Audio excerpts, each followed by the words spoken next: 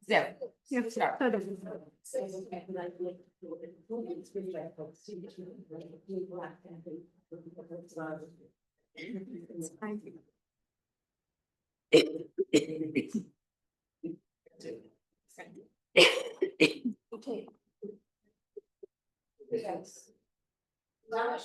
לא, רק לסגור את הדלת. תודה. Shalom everyone. Very happy to be here and to see you all. New faces, old faces. It's always very pleasant to start a new year. Few things before we dive into the material. How many of you learned something of Rav Kook in the past? Of what? Of Rav Kook. Like cursory, like people bringing in things. Bringing him in texts. Intense. Okay. A little bit in Hebrew, but it was very difficult to understand, not only his text, but also people trying to use. Okay. Oh, I read a biography. Biography, great. No, biography is also good. I'll listen to some podcasts. Great.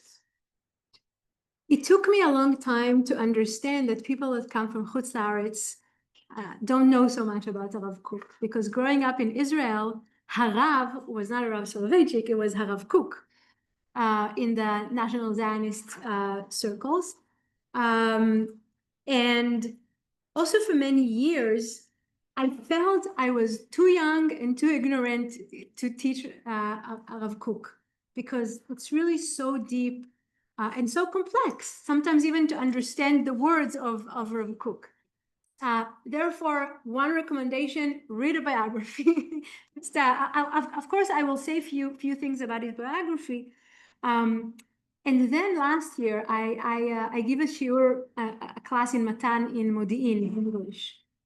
And last year, we learned Rav Kook, and You were great. I was there. that was here, yeah. Thank you.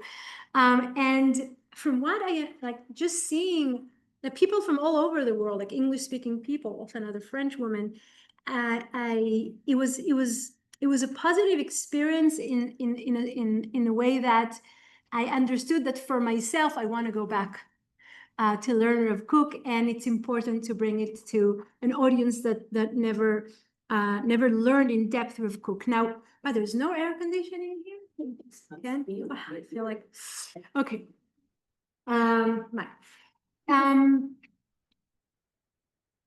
Rav Kook, and people who learned with me in the past, I still want to say that English is not my first language. I do speak English, but not as a first language. Please feel free to help me find the right word I'm looking for when I'm stuck. Rav Kook as an artist, I'd like to call him, and as a Rav, taught and wrote and dealt with so many circles of life. He was a poet, he was a Kabbalist, he was a Rav, he was a commentator, he was a community leader, he was a philosopher, he was a theologian. And why is it so important to me to say all this? Because there is no way we can understand the writings of Rav Kook if we don't understand the person, or at least try to know something about the person and hear about the circumstances of his life. Now, usually in Medinat Israel, we connect Rav Kook with a trio: Eretz Israel, Torat Israel, ve'am Israel. Like the three things that are most important: the Torah, the people, and the land. Where in the Merkaz Harav, the students of Rav Kook, they learn mostly what Rav Kook said about Eretz Israel. But there's a whole area of writings of Rav Kook that I find fascinating, and more so, I think they're more relevant to the 21st century. And these are Davka, the most personal writings and thinking of Rav Kook. Rav Kook wrote diaries. Rav Kook spoke a lot about how a person should, what can help us live life with the understanding that life are difficult, challenging. They're not, a garden of roses, a rose garden. And what is it that we can hold and build and create that can help us go through life? And Rav Kook is saying, first, a person should help themselves, work on themselves, create their sense of being. Only when I do that, I can go to the next step of helping my community. If I feel lost, clueless, frightened, weak, passive, there is no way that I can be active and help my community to grow. And after you establish the first step of you, then you can go to the community, and then you can be influencing the people, the nation. But that doesn't end there. After you achieve those three levels, only then you can reach the higher level, which is universal humanity. And with that, Rav Kook, I should say it in opposite. Rav Sachs, Rabbi Jonathan Sachs, may rest in peace, took many elements, many of the universal elements in his philosophy from Rav Kook. Because Rav Kook said, Am Yisrael did not come to the world, so good things will happen to Am Yisrael. Am Yisrael is in the world, has a mission from God, a difficult mission. And as we know for the last 2 years, a painful mission of being the people of God. But it doesn't end with us. We have to move to bring the good that we have, our understanding of morality, of good and evil, of welfare, etc., to the world. The purpose is benefiting the entire world. So, and Rav Kook is very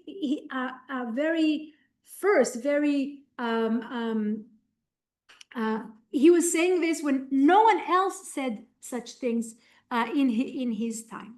So in order to understand Rav Kook's philosophy and theology and poems and writings, I'd like to have a little bit of a more organized biography of Rav Kook. As I said last year when we learned Midrash, that we cannot understand the Midrash of a Rav, of a Tana, of an Amora, if we don't know when did he live, what was the circumstances of his life, because he is reacting to something which is relevant in his life. So we have, in order to understand Rav Kook and the one in a lifetime person that he was, we need to understand where he grew and what happened around him in his lifetime. So Rav Avraham HaKohen, Avraham Yitzchak HaKohen Kook, okay, that's his full name. That you find it very often with initials, Reish Aleph Yud Hey Hare'aya, which is Rav Avraham Yitzchak HaKohen Kook. I mentioned the Kohen because that was a big part of who he felt he needs to be as Shliach Tzibur. Like being a Kohen, being one of a Kohani family, the Kohanim had such a big role in Am Yisrael. Rav Kook felt that there's something about him that also comes from the dynasty of priesthood that is not in terms of what people owes him and how he benefits from it, but what's his responsibilities towards other people and towards his community. So Rav Avraham Yitzchak HaKohen Kook was born in 1865 and passed away in 1935. Now, I love that because it means that he has 35 years at the end of the 19th century and 35 years in the beginning of the 20th century. And everything that we know about the 19th century and the beginning of the 20th century is so relevant to what he's trying to tell us about being a human being, about being an Oved Hashem. Being a product of the 19th century means that he knows Freud, he knows Hegel, Freud with psychoanalytic thinking and psychology. He knows Hegel's model of thesis, antithesis, and synthesis. okay? And Rav Kook loved that. And he was trying to understand the history of the world and the Jewish people according to that. And he was trying to think, what was the beginning of the Jewish century and what was the antithesis of how we used to be? And he said, now we're living in the synthesis. We are now, and that's why he could say that the return to Zion is the beginning of redemption, okay? Because for him, this is where the world is going. The world is coming to the final step of everything coming together. What seems, says Rav Kook, as two opposites, for example, idol worshiping and believing in one God, what seemed to the world as two opposites, Christianity is at the top of the world and Judaism is at the bottom of the world. Everything is going to come and we'll see the oneness, or in our language we would say he's a very holistic thinker. Everything is one. That's how Rav Kook views the world. So when he sees something that for people is contradicting, Rav Kook is able to see the source. And since the source for Rav Kook is God, everything comes from God. So everything initially is one, and that's why to seeing contradiction in reality is just in the eyes of people and it's not the truth. Okay, so as a product of the 19th century, what else does he bring to the table? He brings science. He brings biblical criticism. He brings secularism. He brings a world that is influenced by Nietzsche, saying there is no more religion, there is no more God, but we need to find another element in society that will align us in a moral behavior. And the notion and the sense at the end of the 19th century is the world is going to be more clever, enlightenment, science is conquering everything. People are going to neglect the primitive religions in plural. Everyone is going to wake up from the nightmare of the Middle Ages and the ancient world. No idol worshiping, no Judaism, no Islam, no Christianity, nobody, nothing, just science and people. And with a lot of trust in people. Humanity is in a romantic state of in their history, and we are all marching into a better world. And then came the 20th century and crushed that notion with the First World War, with a communist revolution, with the Second World War, and people understood that people are not so nice, as they thought, and we should be more careful. And the world towards the end of the 20th century and the 21st century, Rav Kook is not here to see it, but of Jonathan Sachs emphasizes over and over again, it's the world not only is less religious, but the world is becoming more and more religious in the different aspects of religiosity. So in that sense, when we said that Rav Kook passed away at 1935, he was not there to see the Holocaust, World War II. In other words, he have not seen the absolute evil and horror that people can do to people. Now he lived to know the Kishinev pogrom, the Sufot Banegev pogrom in 1881, but not the Holocaust. And one of the big question marks we have about the thinking of Rav Kook is, would he still believe in human beings so much had he lived to see the Holocaust? And these are kind of a question that we can only end with a question because we don't know. We can guess, we can try to understand from what he did say. But the bottom line is that Rav Kook had absolute trust in people. And he felt that human beings are initially good and they want to do good in the world. What do you do when you face the ultimate evil, in front of you? I'll give you an example from Rabbanit. Rabbanit may he rest in peace, the head of Rosh Yeshivat Gush Etzion, Har Etzion, who is a Holocaust survivor.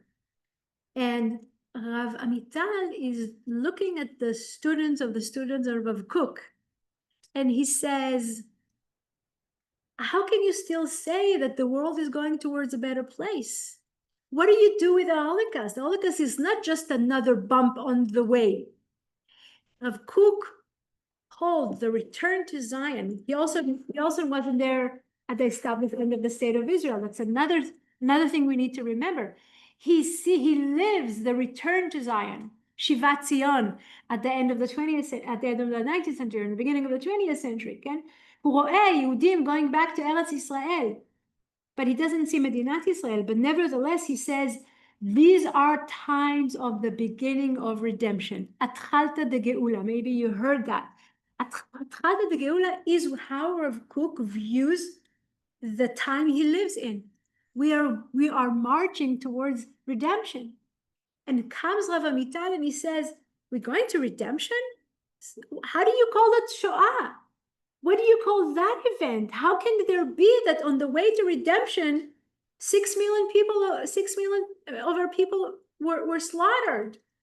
And he rejects that notion of Atchalta de Geula. Also Rav Soloveitchik, by the way. Rav Soloveitchik said, I don't know if Medinat Israel is Atchalta de Geula. If it'll prove itself, maybe it will be. Okay? So we don't know what Rav Kook would say, but sometimes I think, if I may, very carefully, that maybe it's for the best that we have left with his positive, optimistic view, because when it's really, really difficult and everything is dark, we can take a peek on Rav Kook's writings like, Yesh mishu shechoshev, there's someone who thinks, good of us, and that good is awaiting the world. And going back again to Hegel, in that sense, Rav Kook was completely, there's a dimuy, a parable in Yeshayahu that says that the prophet can view things from a watch from a bird. Like a bird, she can. Thank you. A bird's side view. Thank you. Birds. A bird's eye, a bird's point. And Rav Kook, I think this is what Rav Kook is doing. Rav Kook, it's not that he's naive. It's not that he doesn't know that people can do harm things. But when he looked from above on the history of Am Yisrael, he sees a progress. Okay, he sees a progress that is going towards a better life. Okay, that's another element in Rav Kook's writing. Another element is growing up in a Volozhin household. Okay, his father was a student of Volozhin, and he learned in Volozhin. In other words, Lita, Litvak, okay, Brisk, Sechel, Rambam, okay. But in their town, there was a Chabad shul with a Rav that they were very fond of. And he was amazed as a young boy, that's what he says, from the Hasidic way of living. So he's growing up, being in Volozhin, being influenced by Chabad and Hasidut, and slowly integrating both Hasidut and Kabbalah into his thinking. So it's the straight thinking of Volozhin with Hasidut and Kabbalah and the philosophy. He was a scholar. He learned. He wasn't indifferent to the writings of his time, the non-Jewish writing of his time, and he knows everything. And he becomes a very rare character, very, very rare person in Jewish history at that time. That he's not just a Kabbalist, or he's not just a Mitnaged, or he's not just a Hasid, or he's not just a Rav teaching Halacha. Okay, he's everything. He's a Hasid, and he's a Mekubal, and he's a Rav, but he's also a poet, and a writer and a philosopher and a theologian and a community leader, and someone who views, sees the, from above everything, all the big movement that is happening historically.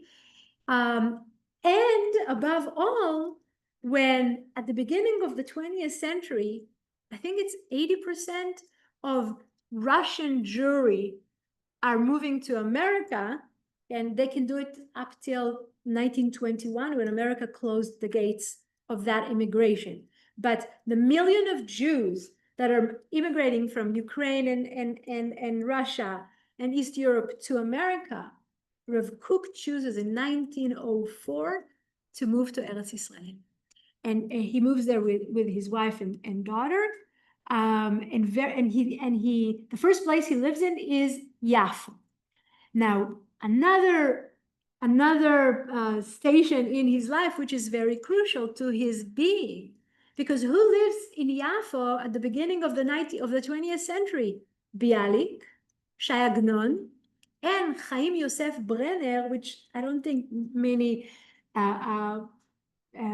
who didn't do Bagrut Israelit know about him, but Chaim Brenner was the thinker of the atheist Jews who came to Eretz Israel. He was a very troubled young man, very talented, and he writes in the papers and he writes stories, and he's a friend of Rav Kook. Rav Kook is a friend of Shai Agnon and Bialik and Chaim Brenner. Chaim Brenner is an atheist. Bialik, we're not really sure, but he grew up in a frum family. He learned in Volozhin and he left out and he became the national poet. Shai Agnon is frum, but he's in other words, this is the milieu of Rav Kook, and they love Rav Kook.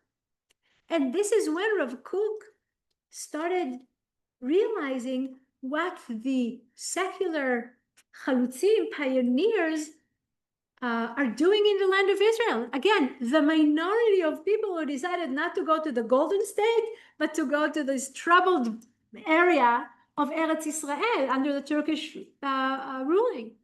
And he see them, flourishing the desert, ככה אומרים, להפריח את השממה. And they start kibbutzim and moshavim up north and in the center, in Petach Tikva, etc. And Rav Kook decides he wants to meet them.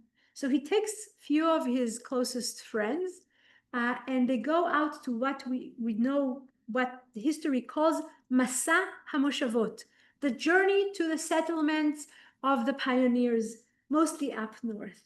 And Rav Kook is not dressed as a pioneer. Rav Kook came from the shtetl. He has a long black coat and a black hat, because this is how they dressed, like the Polish nobles. And he goes there, and I don't know if you know, but if you see pictures of Palmachnikim and the pioneers, from the beginning of the 20th century, they wear shorts and sleeveless shirts with long hair. They're people of the land, and Rav Kook falls in love with them, because he's saying, like, look at what they're doing. They're doing something me and my frum friends would never be able to do. We don't have that craft. We don't have that ability to leave everything behind and to come to an unknown, forsaking area and just start digging and building homes. Yes. In Lansing, you said you weren't sure whether he would still have the same faith had he himself lived and saw what was going on in the outfall. My opinion is yes, because there was something in that dream that, and it was God given. Yeah. That wouldn't look left, right? Yeah. Yeah. Is Hashem. I so much love that you said it's a God, it's a God gifted. And some say, Rav Kook outlived his time with everything that But I think that no, God wanted him there at that moment, at that time, to lift up, the spirits, but also to start paving the way to religion Zionism. Because, and that's another aspect in Rav Kook's life, that he comes to Eretz Israel, he falls in love with a chalutzim chilonim, that don't eat kosher, and they all live together.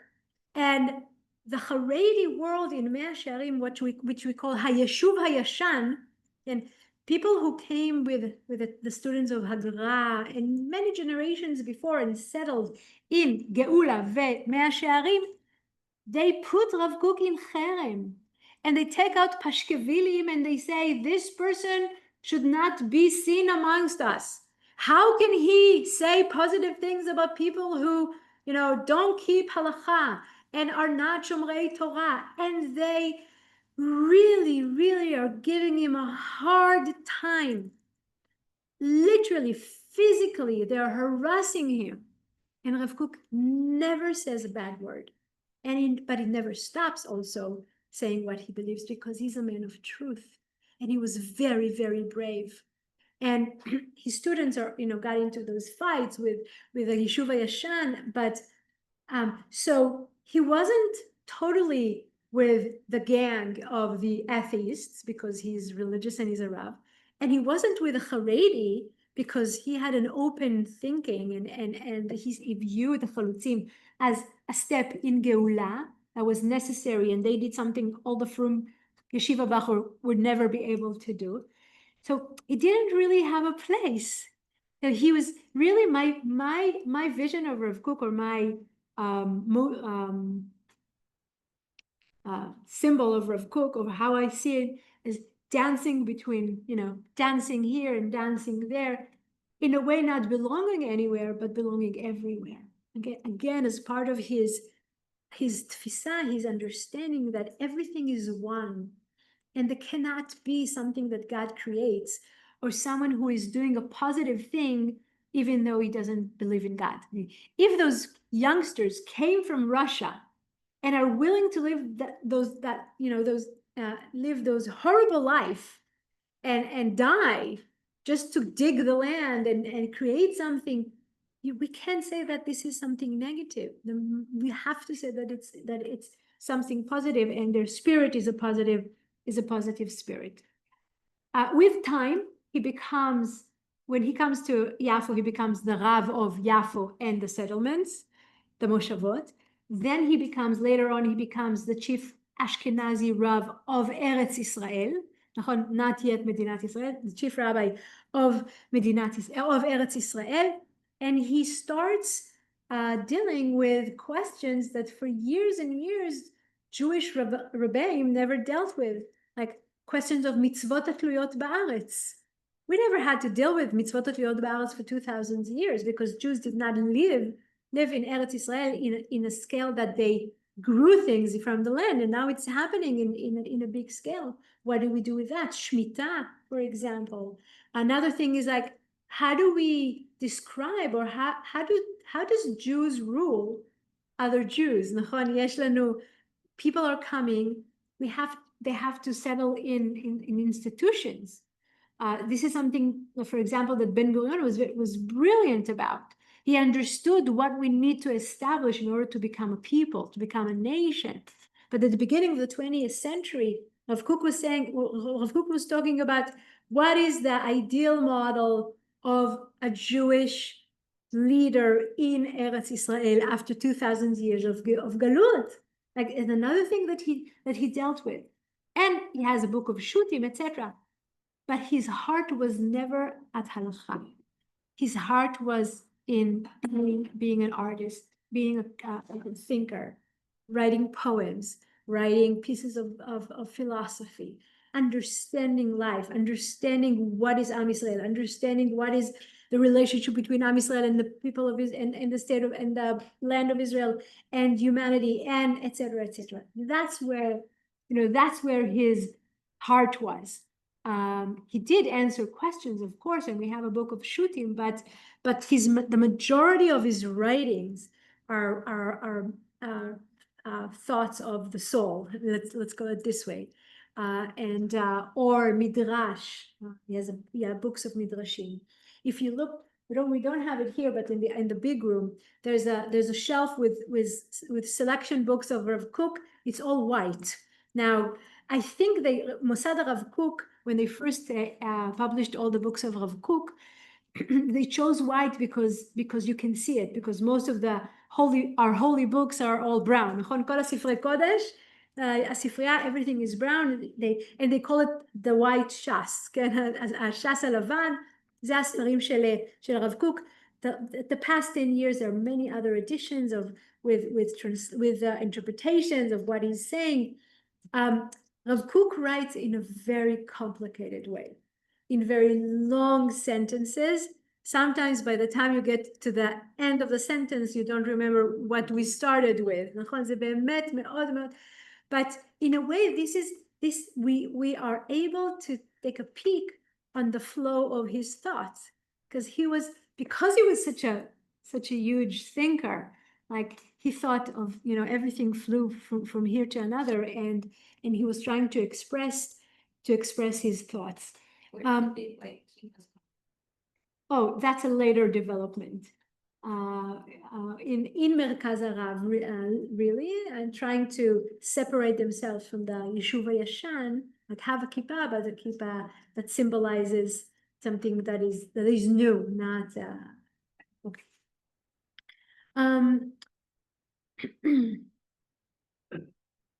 מה עוד רציתי להגיד? So,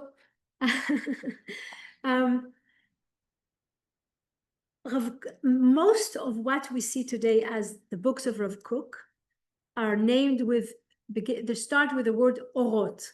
Okay? There's a book orot של הרב קוק. There's אורות התשובה, אורות התחייה, אורות הקודש, אורות התורה, אורות המלחמה. But the only book that was established with his initiative, with his will, and during his lifetime was Orot HaTshuva. Rav Kook is the one who named that book Orot HaTshuva, and I believe that's the reason that when they published collections from his writings according to topics, they name it Orot, because he started with Orot HaTshuva, the light of repentance, so they started every collection with the word Orot.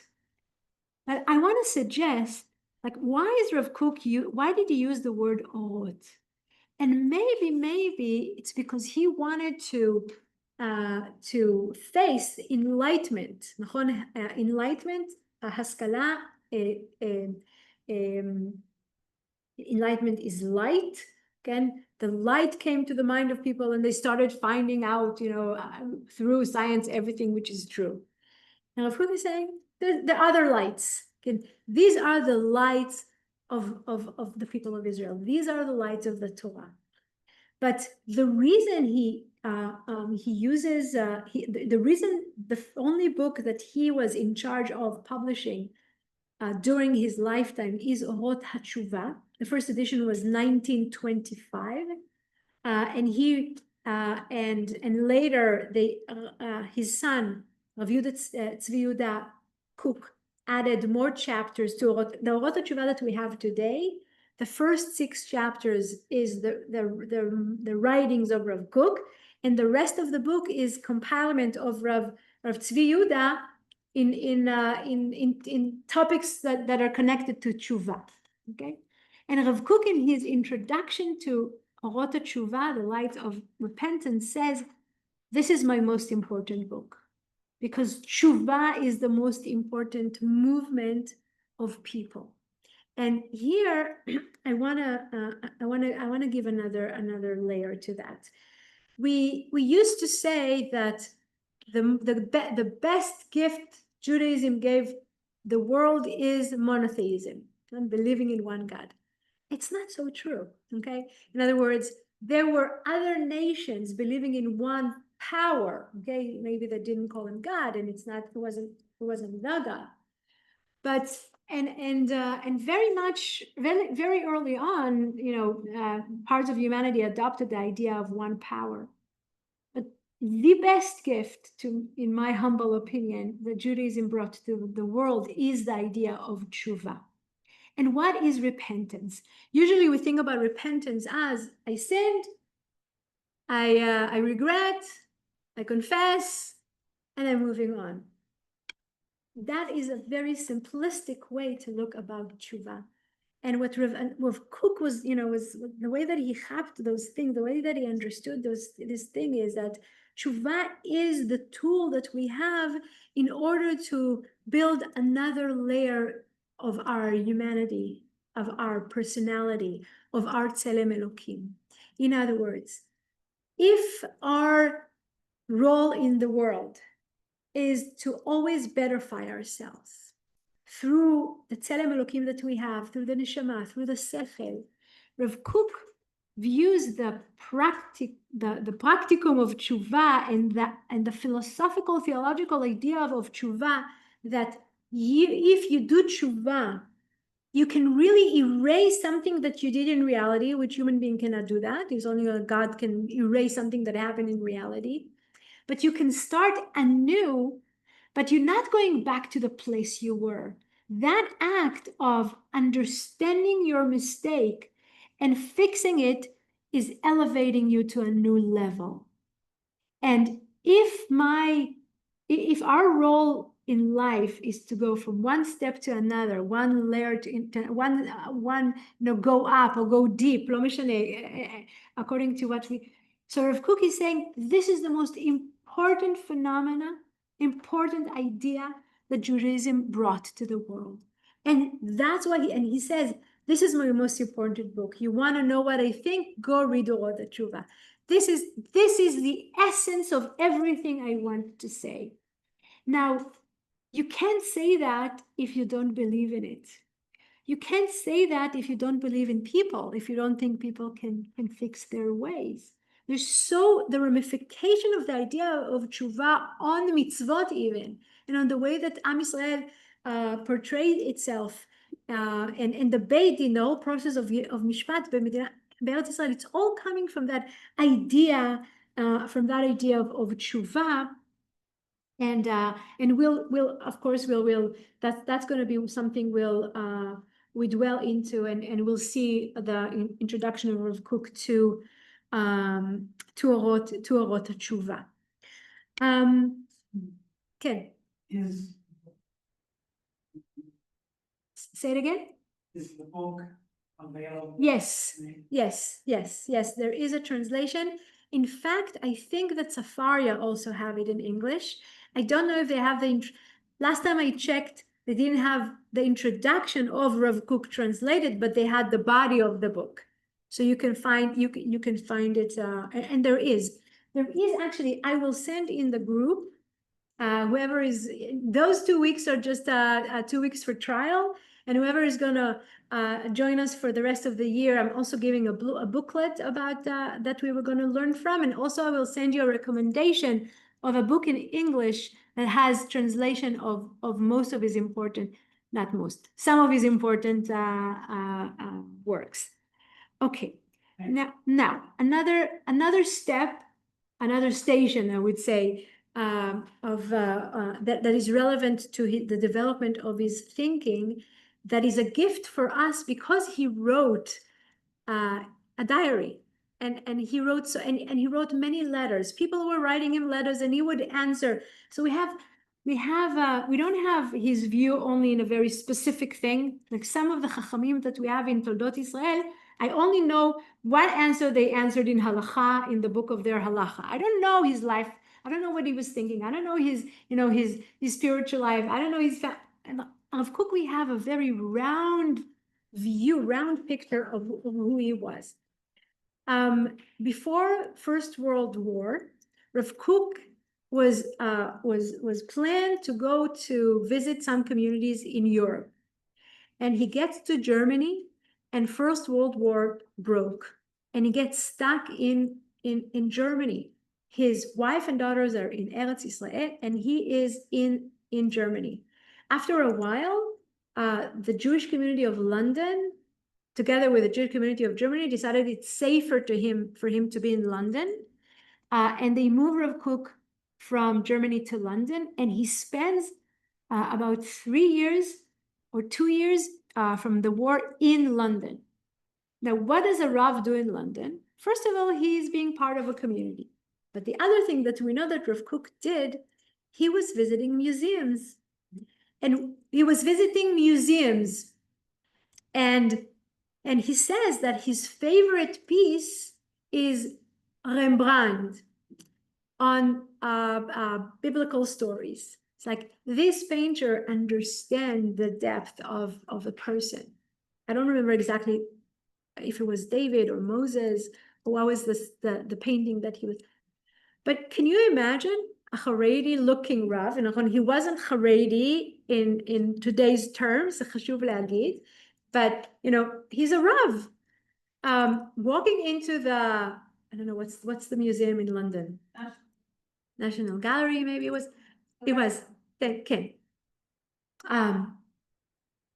And only when we hear that story do we understand that one of the people that supported the idea of creating an art school in Eretz Israel, we know today as Betzalel, okay? But Beit Sefer Betzalel was established before the state of Israel. It was established in the time of Rav Kook.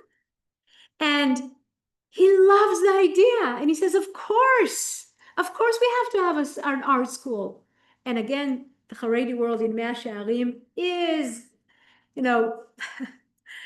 using very harsh words to say, if he supports that, he's not really Jewish, he's not really Reform, he's not really a rabbi. Okay. Rav Kook says, art is a crucial and central element in human beings' life. And if someone is talented in any walks of art, dancing, writing, crafting, painting, singing, etc., okay, one should develop that, because it means that this is your gift from God, and you should bring that out to the world. Okay, very, very courageous. He doesn't say it feeling courageous. He said it because this is, for him, it's the truth. He's not hesitating saying that, even though everyone around thinking it's Mele Betzalel in art. But one of the most courageous sentences of Rav Kook is saying that completely erases him in the eyes of the Yeshuva Yashan, of the Haredi community in Mea Shearim veGeula. At 1932, Irgun Maccabi establishing the first Maccabiah, the first Jewish Olympic contests in Eretz Israel, and they call it Maccabiah. And all the frum Ravs are saying this is Tum'ah, this is Avodah Zarah, and this is following the ways of the Goyim. And Rav Kook is saying, that's beautiful. Didn't you read the Rambam? The Rambam is saying a healthy spirit in a healthy body. We have to take care of. This is what they're doing. They're taking care of their body. They're working to be healthier. They're teaching us that this is an element we forgot about in the Galut.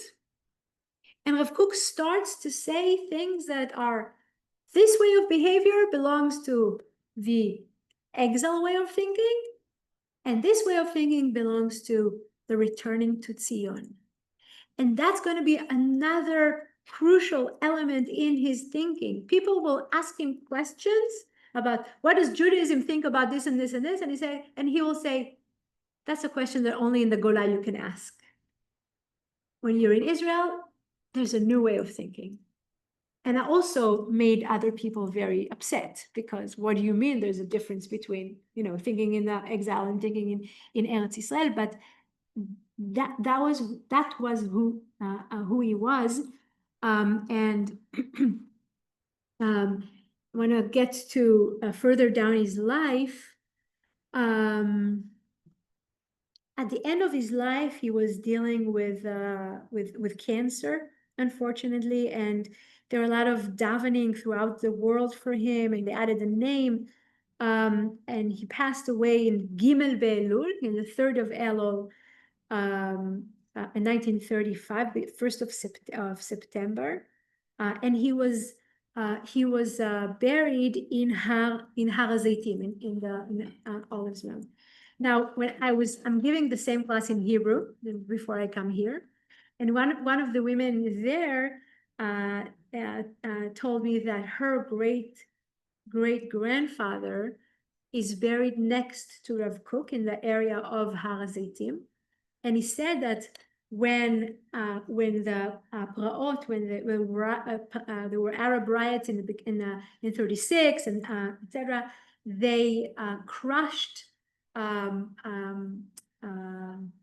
tombs, you know, in a big area, but they did not touch the tomb, the Matzeva of Rav Kook and the people around him, because they had a tradition of, you know, from their fathers, that we respect that person. This is a holy person. That's why we're not gonna.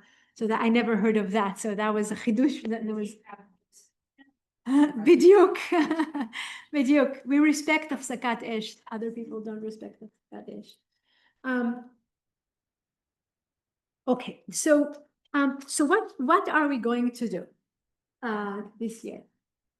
Now you understand that even when we have translation of the Hebrew, it's many times not the same. And sometimes I will read from the Hebrew and you will have the English translation, and we'll try to do our best to bring the heart of what Rav Kook is trying to say. If you look at the page I gave you, at the end of the poem, it says Hadarav, page 39. אתם רואים את זה? Okay.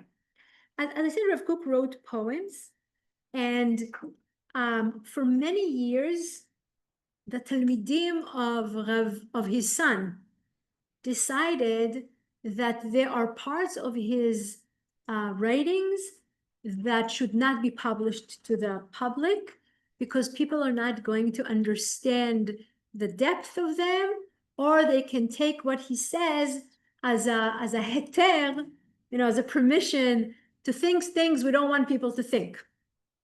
And those writings, some of them are literally diaries that he wrote.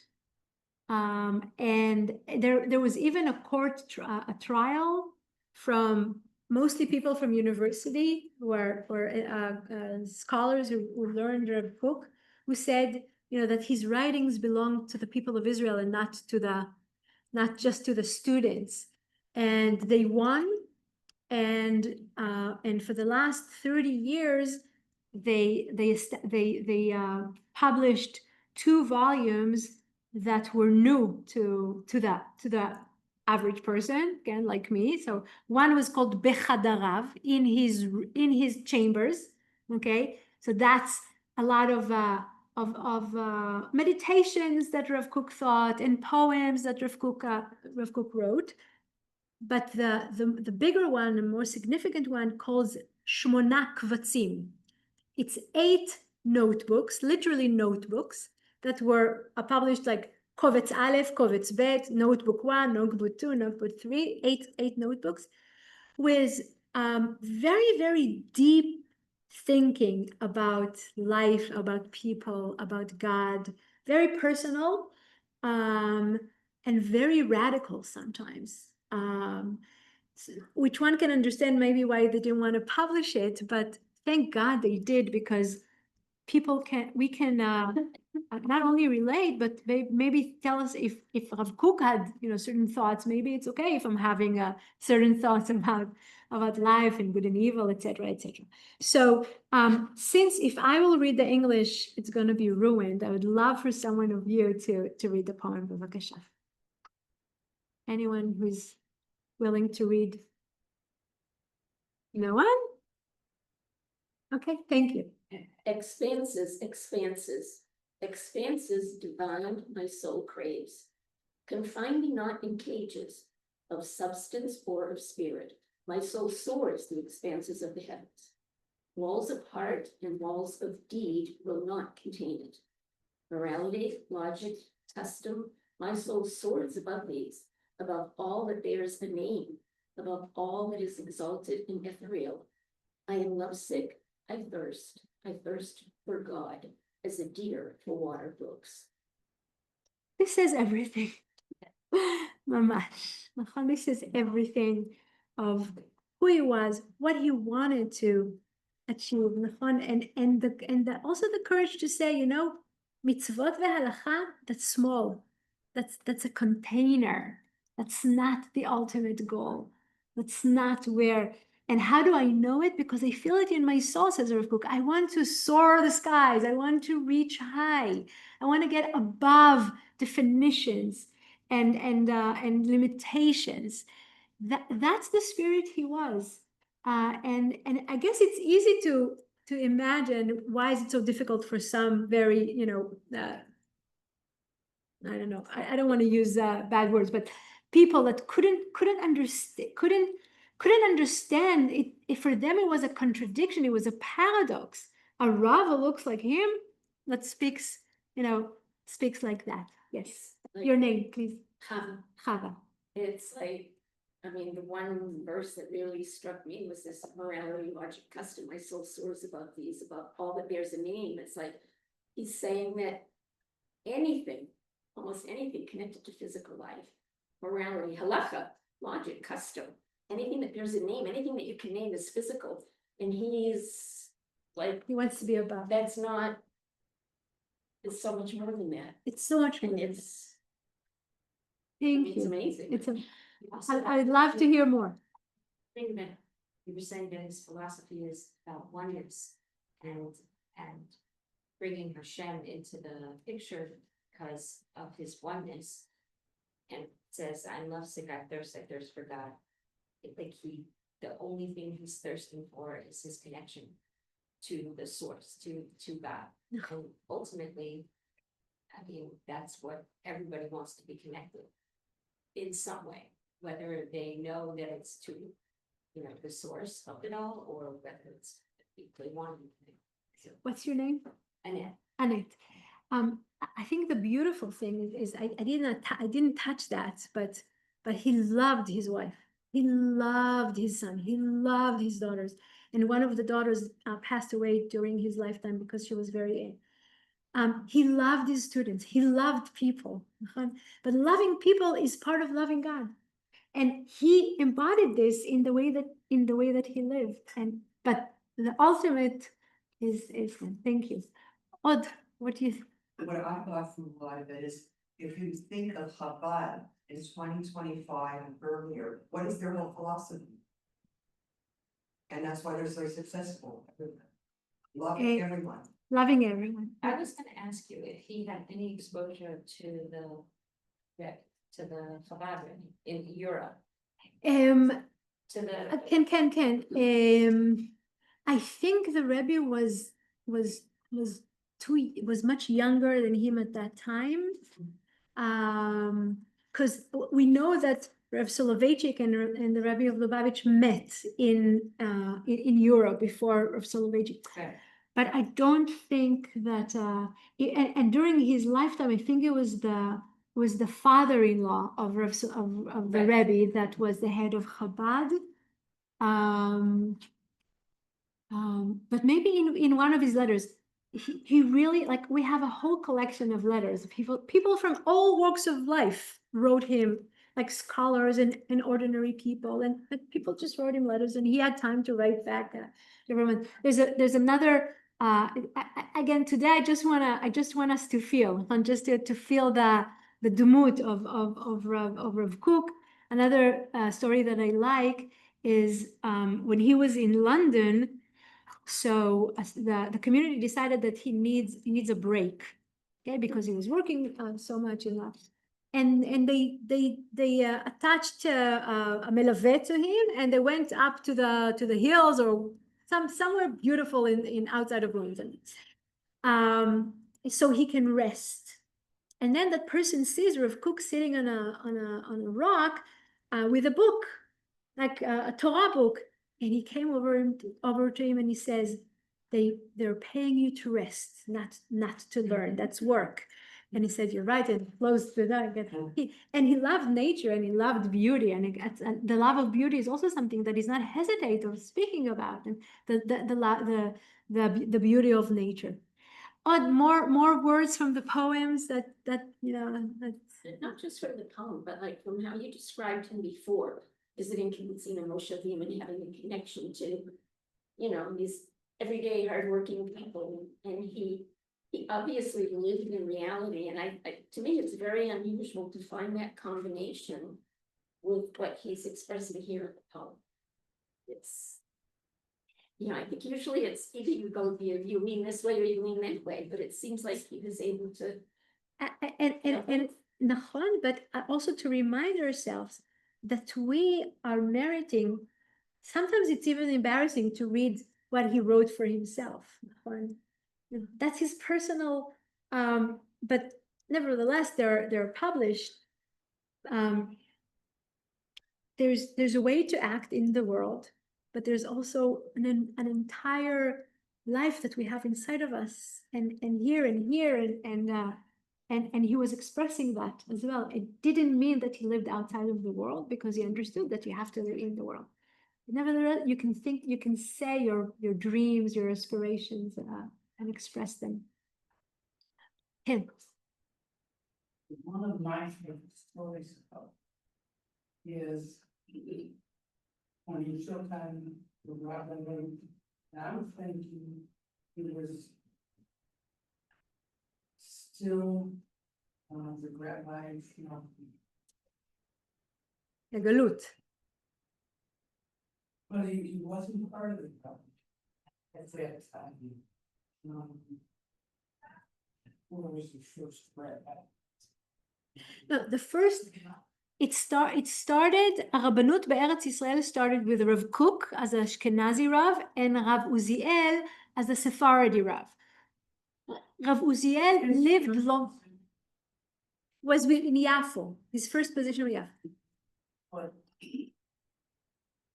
I guess, I'm not sure if there's a formula one, but he fought the Rabbanut in order to get sesame seed oil. In Pesach. Because, Right, so there, and they fought truth and they all. right.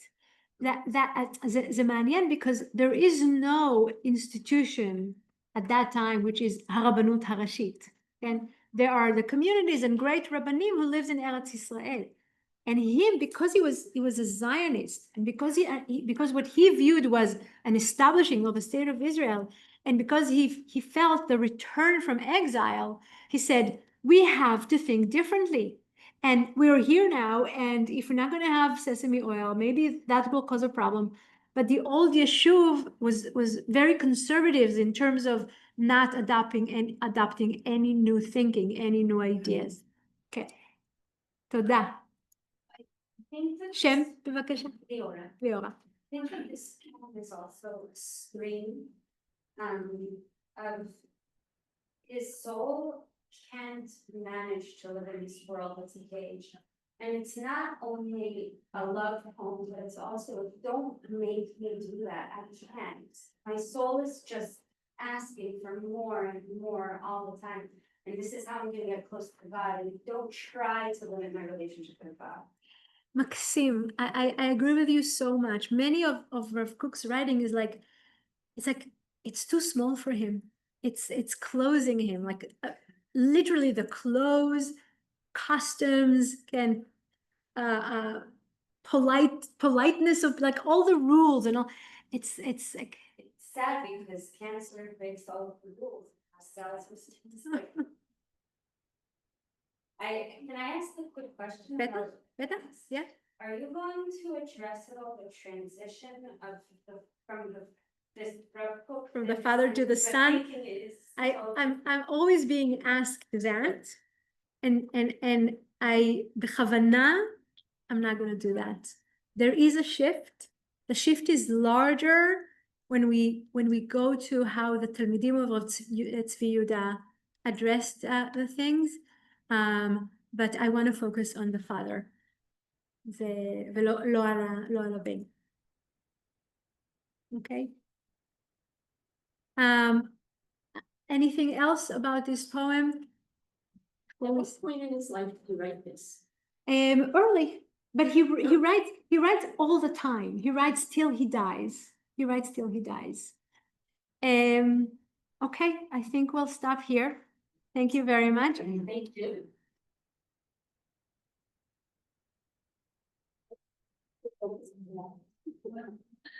Leora, you want to learn from Tzvi Yehuda? No. I have two questions for you. Okay.